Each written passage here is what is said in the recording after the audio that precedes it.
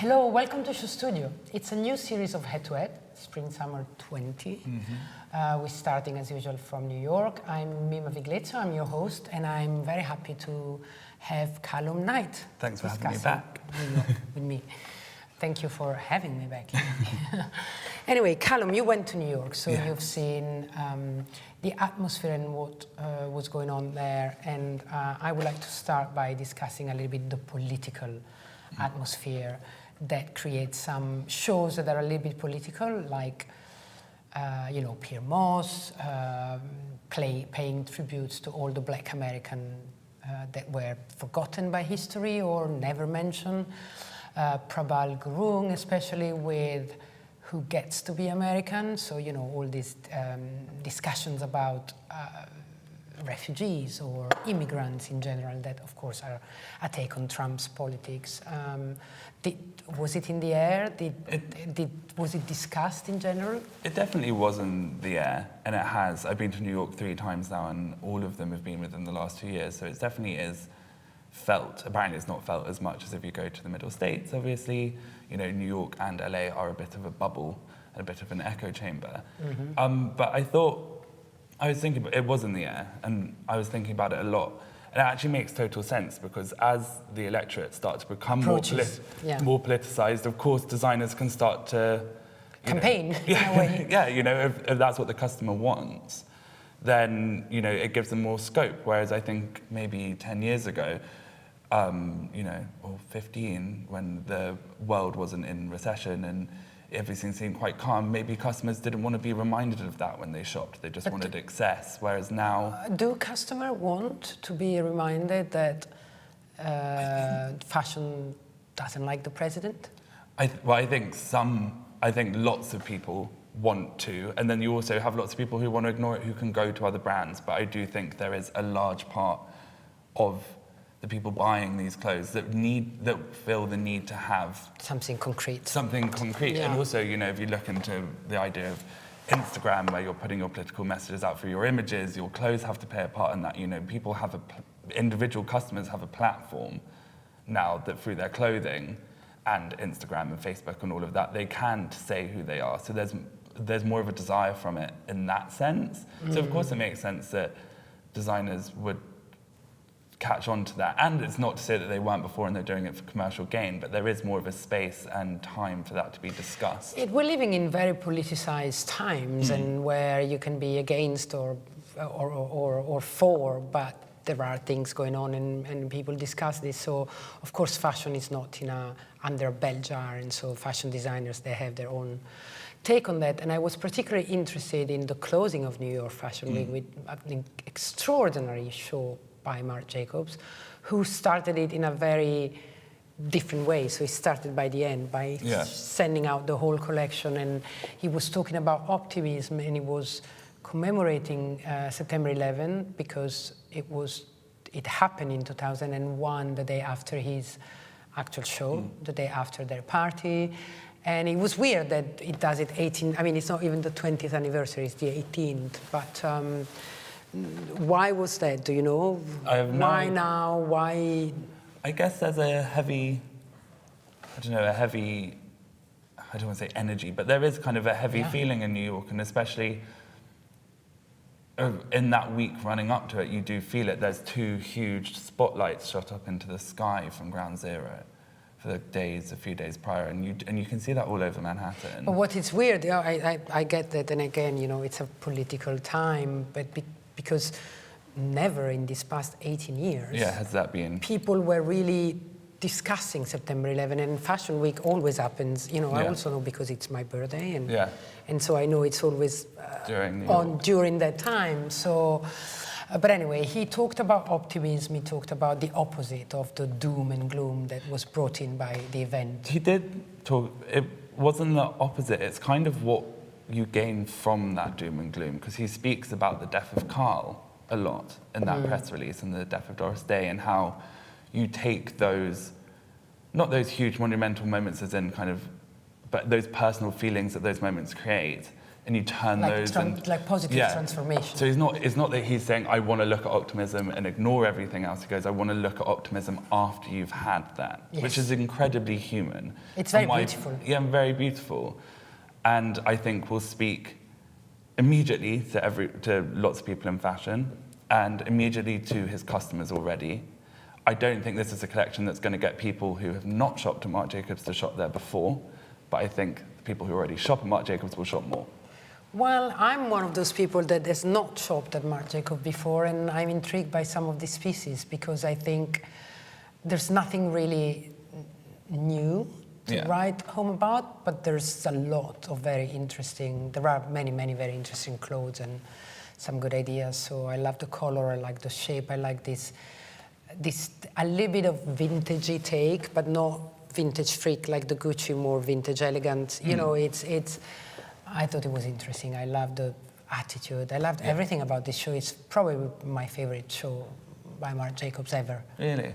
Yes. I'm a super big fan of it. I just didn't know how this story would translate further than his own Instagram followers and the fashion press. Really? Like, just not in a horrible way, but if you're actually seeing, you know, if you don't know very much about fashion, but you are going to buy a dress for your 21st birthday or for your 50th birthday or a wedding, and you're looking through the collections without much information, does this permeate without that story behind it? It's still brilliant, but does it look too fancy dress to actually... Well, that's very interesting what you're saying, and I'm going to say this. Probably not the 21 years old party, whatever. The women with money from Upper East Side, New York, they will go to Oscar, they will go to Carolina Herrera, they probably will go to a certain Tom Ford, probably not to Marc Jacobs. But the difference between Marc Jacobs and the others in New York is that he's more European in his styling, he's more there, I think it's more interesting, it's less of as if you were in Bergdorf, Goodman, and try-on stuff. There is a point of view, there is an edit, there is a styling. Yeah, for sure, and that's what Katie... It's closer to us, no? Yeah, and Katie does that really amazingly well. And it's really hard to say, you know, it's grass is greener. I can only come at it from a fashion angle, knowing what I know of Marc Jacobs and Katie Grand and the story and all of that. So it's really easy to say, but what if you didn't know that? But then maybe I'm totally wrong, I can only guess. But that was my immediate reaction, well, not immediate, but when I was thinking about it, knowing that I was going to be coming here and discussing it, I was thinking, can this translate, or will it scare people? Will it seem too dressing up montage moment, which I enjoyed personally, but we won't know until in 6 months. Sadly. Well, I don't think the brand, the company is doing particularly well, but I think in a way, paradoxically, is why Marc feels so free and liberated right now. It's like, well, let me try, you know, it's not been doing really well in the past. So I don't know, I thought it's really good. No. And I mean, talking about, you know, the old guard, let's talk about Tom Ford, who was there as a designer, but also as the president of the CFDA. He made the week shorter and much more packed. Which so people still didn't feel packed. But people had to, well, I mean, if you do everything, you have to go from Brooklyn to the Upper East Side. I mean, it's like New York, it's tricky because also now there's the Brooklyn moment, and then people have to run on the other side, you know, on Chelsea. Anyway, so some people complained, but Tom Ford went down in the subway, which makes me a little bit laugh because, you know, knowing how at the time when Tom Ford was in London and at Gucci, people had to buy new green apple every day because they were not looking new enough the next day. And now he's showing it at Subway. So the collection was interesting, even if I'm not very keen on wearing, you know, sport shorts by Tom Ford. I would probably buy them somewhere else. What is he doing? What is he doing? That I couldn't answer. Okay. In a larger sense. What do you think? However, I was quite negative about the last collection. I actually quite enjoyed this. I enjoyed it because of slightly the fact that he had let go of some of that pretense, which I could be wrong, and might be just idealistic, that seems to be going out of fashion. That kind of super... Overly glam, overly sexy. Well, not even that, but also just that buy a new green apple every day, you know, make everything look pristine. I mean, it's a bit literal to turn the tights the wrong way around and have the line up the front and all of that, and show it in a subway. But he's talking, you know, he references that photo of Andy Warhol and Edie Sedgwick coming out the manhole. Yes. And that was the height of, maybe not chic, but the height of cool. And so that's where I think he was going with this collection. Not all of it worked, but actually a lot of it was more convincing than if someone had told me what he was going to do before he did it. I see what you mean, and also I just want to clarify that I do respect people, because I'm part of them, who have moved on with the time and adapted to new things. And Tom is obviously listening, and he's obviously watching, and he's obviously trying to understand. But I thought this was too much of a mix of the two. I don't think that it should go on the other way, but I think you can still do grown-ups and glamorous and sexy in a modern way without putting girls in satin blazers with basketball shorts. Yes. I don't know. Personally, I thought it was weird, and I cannot read exactly what's behind, and I don't know how sincere it is, but I may be completely wrong. So what I thought when I was researching and hearing about this collection was he was speaking of the Saint Laurent's 1969 golden breastplates, which now are an archival, and that's the reference with the strappy bras and everything. Yes. And now that's an archival, you know, huge cultural moment. But at the time, I think if we had been doing a head-to-head in 1969, we probably would have questioned it quite a lot. And obviously that's a really easy get-out-of-jail card for any designer to say I'm not being understood in my own time. But, and I'm not saying it's the same brevity and gravity of that, but I'm just, you know, I think it's important for designers to change, and I also think it's really hard when we see something from a designer every 6 months and are asked to critique it. Do you know what I'm trying to say? That it actually can end up being a bit detrimental, and actually maybe he needs a bit more time to work out this big change, but I'm quite excited to see where it's going. Well, I think you've been very diplomatic, but actually you're saying what I'm saying. Like, you know, you have to do it, but you don't know exactly what, and I can feel it. And I'm not saying that I would be able to. I'm not, you know, but I don't like it when I have this feeling, because I feel sorry. I mean, Tom has been one of the greatest people in fashion. I mean, he had at this time revolutionized it, made it relevant again with Gucci, etc., and other brands. And now I feel, I don't know, I prefer his films than his fashion. Last season when he tried to really retake his own Gucci moment and bring that was the best, sure. I really didn't like it. And then this I felt was more on a modern wavelength. You know, we come from two very different generations. I'm practically, Tom and I are twins. We're born in the same week. He doesn't know, but I do know. And that's the difference, you know. And I prefer Tom Ford doing Tom Ford, because there are some things it does that are extremely chic and extremely detailed, and that's who he is. But anyway, enough talking about this. I would like you, because it's closer to who you are, I would like to talk a little bit about this collective, this new collective, this three brands that three brands did and the a show together. subset. So can you explain that, please? So there is Vaquera, Section 8, Creatures of the Wind, and CDLM. Vaquera, which is a sub-brand of Creatures of the Wind. Yeah. Because Creatures of the Wind is two people, and one of them wanted to do a sustainable part of their brand. They showed 3/4 collections together. But also within that, as what is called Section 8. Section 8 is a collective à la vêtement. While what they did together is more of a New York fashionista kind of thing, right? Kind of thing. So they came out one after the other in one space. So they with the same price, no. They share the expenses, which I think it's great as far as young brands and collaborators go.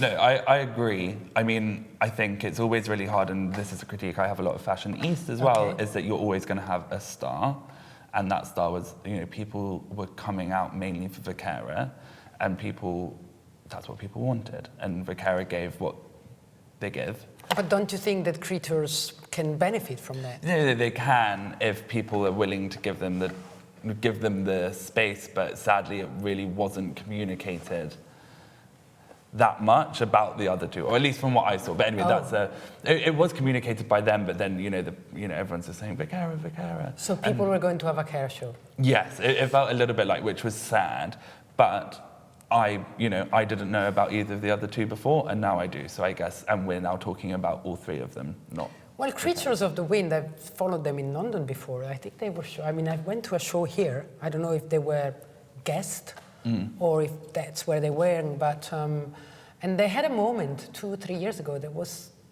quite there. Oh, really? Yes. That's why I'm mentioning them. The other two new brands in the collective, I don't know them at all. And of course, New York is more Vaquera, and that's why that was probably more important. But like when you're a young musician and you're asked to open for the Stones, it gives you a huge visibility. Well, Vaquera is not the Stones, but it gives you visibility. So, and I also like the fact that I was reading about New York, and now every city is difficult, but New York particularly, the commerce, the city for the big money, the big bucks, it's very difficult to be a young, upcoming designer who has a style which is less commercial in a way. And so the fact that they get together and they say, okay, let's do it with the means we have, I think it's beautiful. Yeah, no, it definitely is, and that sense of community is something that I've spoken about a lot from my travels in New York, and I really adore it, and it's something that I wish that we see a bit in London, but we don't see it at all in Milan or Paris. But I wish we saw more of, because and it's one thing about the press or the expenses, but also just everyone's speaking about the environmental impact of shows now. Exactly. So it's 1 for 4, which is good. Yeah. But did I think that any of them benefited from being all together creatively? No. I thought that they possibly. The good thing about fashion is you can kind of tell who's each other. They slightly blended in to each other. I had to really think about who was who. I remember when I was watching it, it was one after the other, and the music was changing, if I'm not mistaken. I knew, but looking back on it, do you know what I mean? And like, if you really, it's like a police lineup. Do you which one's which? Well, also because probably we don't know the brands that well. Maybe you will recognize Vaquera. Yeah, you do. So you're a fan of Vaquera, right? Yeah, I am a big fan of Vaquera. I really liked what all three of them did, but to assess the idea of showing all together, they do have their drawbacks. And I knew I was going to be talking about them today. But if you're a stylist trying to pick out stuff and you're skimming through the collections to try and work out who you're going to pull, you might not give this the time. But again, that's a note. Yeah, that's a good point. That's quite important. So, so we'll see how it goes, and we'll see if they do still together. Okay, so what else? What did excite you, and what are you bringing home? What was I bringing home? I really enjoyed Calum. I thought it was a really exciting. Someone knew about that because it appeared on the screen and we didn't understand it. Well done. It's because I haven't shut up about it in the office probably for the last 2 months. But it was, I must say, it was a very good show. It was really, really lovely. And I think I also had a slightly new inspired love with it because we've been following them since the beginning of their career, very early on. So I slightly, not fell out of love with it, but slightly thought, okay, I'll wait and see for them. What's next, yeah. And then suddenly in the last 6 months, lots of my friends have started asking me about it and saying, have you heard of this brand, Calum? And they're starting to make these waves, and people are really, really excited about them. But what happened? Was that the clothes, or was that a new way of communicating? I think it was the clothes. I think it was the slight, they expanded their show a little bit and just had slightly more press, and also have just been slowly digging away at their clients. And, these are, let's say, arty people, not necessarily fashion. Lots of my friends who are in art school are really excited about it and feel that they're really communicating in a very soft, slightly awkward, but still very sensual way that lots of people are dressing and want, and are scouring through charity shops or Depop or people who are selling their own stuff online to try and find. And it doesn't feel like this big fast fashion machine that even the big brands do end up feeling like.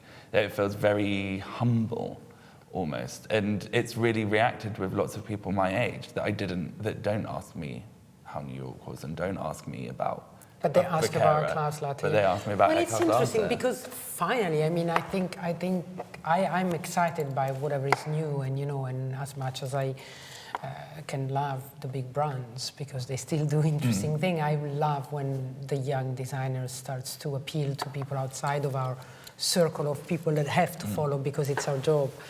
To go back to this collection, I was very intrigued by the use of knit. I mean, they have those pieces, we're seeing here the trousers, but also those handkerchief skirts and dresses in knit, which very light knit, which were a very good idea and very interesting, easy to sell, easy to wear, yet very cool and very modern.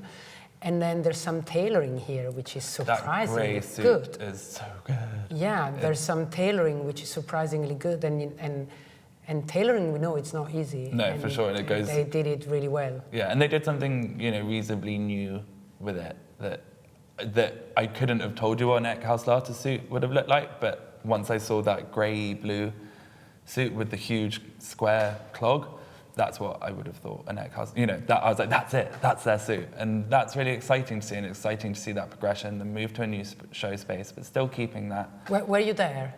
But no, I was not there. You were not. You missed it. I was not there, but Because I was watching I think there's ferociously online. But theirs is one of the shows that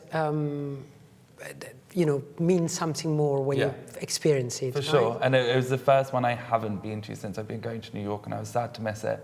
But it's one of those ones. Not very often when you're doing Fashion Week, you're actually checking the shows you're not at because you're not at them because you're busy.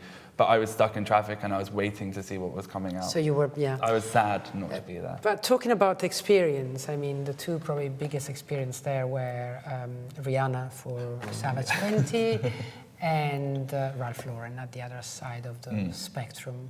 Yes. I was at Rihanna, I can say. I've cleared everything and made sure I was at Rihanna. It was really late at night. It was at 10. Yeah, so what can you say about that? It was very odd, not like any fashion show I have been to before. It was a show. Because it was not really for the audience. It was not trying to get editors on side. It already had its platform. It was speaking direct to customer. Obviously, it wasn't live, but it was being filmed live. I've seen it on Amazon.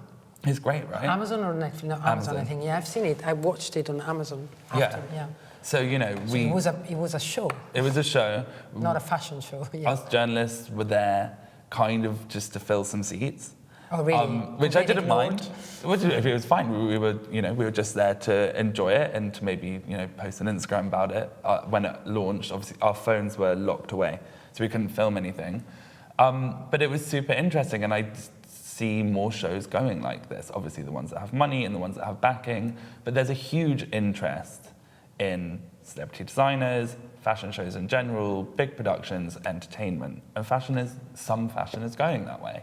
So I think this is we're going to start seeing more stuff like this. Well, I think to put together something like this, you have to be a Rihanna, meaning that, hold on, of course she had choreographers and writers and she didn't do it all herself, but it makes sense for Rihanna because she was the first one out, she's dancing, she's singing. That's who she is, so I wouldn't see Mr. Armani doing this even. But that's why I said Mr. Armani, to provoke this reaction, meaning that, like the show that Pyer Moss puts together or Rihanna, they have to be different. So even if all the arts now, which I think it's good, collides and transpollinate, this is something that, Beyonce could do or Rihanna, and also this is a lingerie line, so I think it's quite a good idea to show it, and I think it's also she lifted a finger to Victoria's Secret. Course. I mean, the body, the ages, the races, everything was like Victoria's Secret. Look how cool we are and how more relevant to today we are, which I didn't dislike at all. I totally agree with. No, I mean obviously that was kind of the one end of the scale, but I just think showing this idea of fashion show as entertainment, which Victoria's Secret tried to do, but then it kind of went out of favor. I think if it works, which I'm pretty sure it did, I think they had really great numbers on who bought it, signed up to Amazon Prime, they might give someone 50 grand to live stream their show for Amazon, someone big like Dior or someone smaller like Pyer Moss. Oh, in that sense, I do agree. I do think, I don't know why it hasn't happened yet, that the big, streaming services are not doing this. But that's, I was thinking like this is the new way of doing a show. I think. No, I just think that the attention from large media platforms, not just fashion platforms, is only going to increase on shows, and it's going to be way more for the camera than it is for the audience. The mainstream, which I don't have a problem with. The mainstream public is more excited than us. That without trying to be blasé, we've done it. I mean, especially me for many years. So. Absolutely, no, I think, but I also say that I watched this at home, tranquilly, so, you know, sitting down, and I thought it was a good show. I wasn't bored, it was a tiny bit long, but I mean, I thought it was a good, interesting show, like spectacle. Yes, for sure. And it was incredibly beautiful, and I think, you know, the amazing thing with Pyer Moss is that, was it the original, or the kind of beginning of this collection was Sister Rosetta Tharpe, I believe, who... Are we talking about Pyer Moss? Are we talking about Savage Fenty? No, because we're seeing Pyer Moss. Sorry, that's where I got... So, no, I love the Pyer Moss show, so I'm completely sold on it, but go ahead, sorry. You know, and it was about her story that wasn't necessarily told in the right way at the time during the civil rights movement. It wasn't at all, told. Yeah. Because of lots of different, very complicated reasons, but basically white supremacy. Basically racism. You know, I, being a white 22-year-old English kid, would have never have heard that story. And I think that's what was super important about this collection and about this show and what Pyer is doing is to use these as moments where you do have a captive audience, a bit like Rihanna, but for a very different reason, and really tell a story and to get almost word of mouth and, you know, be speaking and be the center of a conversation. What better marketing do you want? To be the person pushing a conversation forward and to attach that to your clothes. And it's not in a cynical way that, I say it in a brilliant way. In a brilliant way also because it was a very emotional performance. It was a very emotional show with some surprising thing. But then if you look at the clothes, they are good. Yeah. And also there's some consistency between what is done before and what he's talking about now and what he's doing. So kudos, I think he really did well, and that was one of my favorite things that happened in New York. Yeah, it was great. There were a few fit issues, which I'm just going to say, but... Which? I just thought there was very complex pattern cutting, and I felt that some of it might have just needed a tiny, like the guitar stuff felt a bit simpler. Could have been simpler, just could have had one more final fit, but then who knows, maybe that's how he wanted it to look. But for me, some of the fits felt a bit off, but... Seeing it on the catwalk or seeing it hanging in a showroom? No, catwalk. Just on the models themselves, it just felt like some of the trousers were moving in places that they shouldn't be.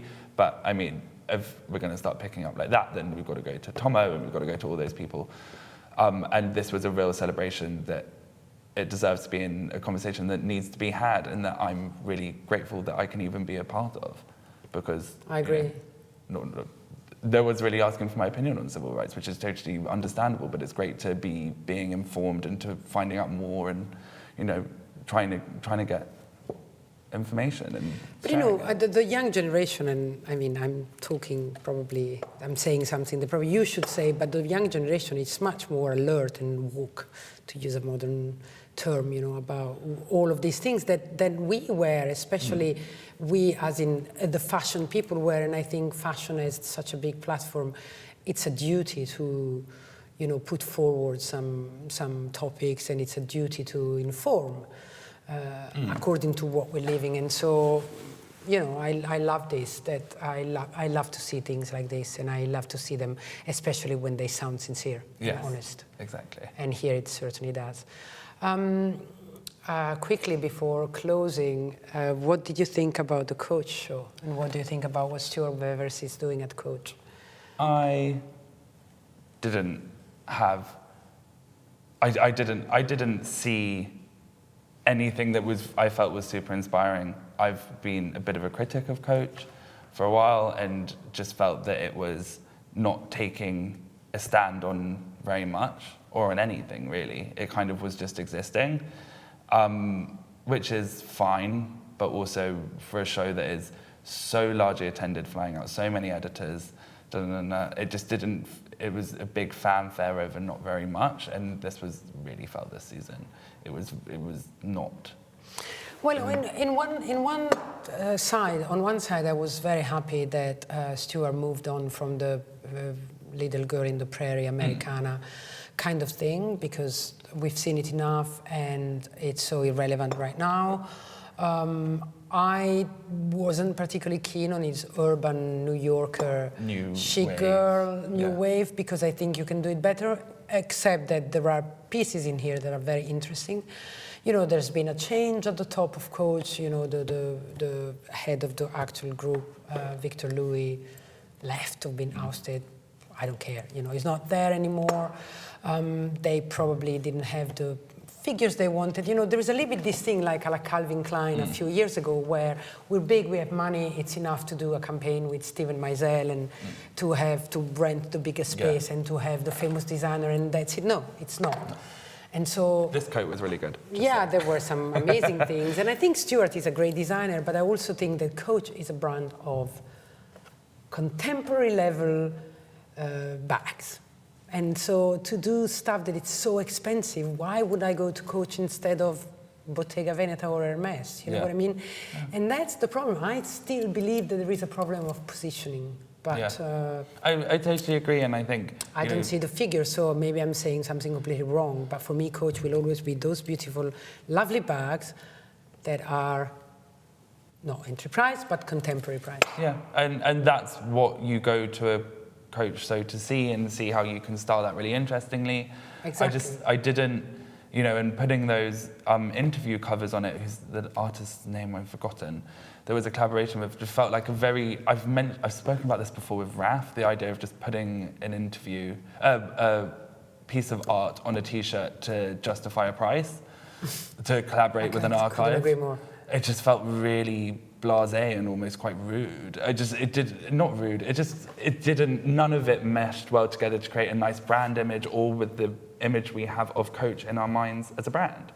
So it just all felt super But I'm thinking about the success of Ganni on this side of the pond, and Ganni, we just read that they're moving to New York, they're opening or they just opened in New York. And the genius of Ganni was to touch a certain type of cool, modern, contemporary girl, fashionable girl, without wanting to be the next luxury thing, with a contemporary price. Yeah. What happened? Boom. Huge success. Yeah. Growing, doing well, sticking to that, saying we are part of the discourse, we are part of the whole thing. We don't need to be as expensive as Louis Vuitton or Hermes. And I don't understand why Coach didn't do that. I just don't understand. They owned that, you know, level. And when it started with the little girl in the prairie kind of look, at that time, that was perfect for that. And now, you know, I don't know. But I mean, you know, who knows, next season it might kind of all, you know, might suddenly click together and we'll see what they've been trying to say. But at the moment, But it's expensive.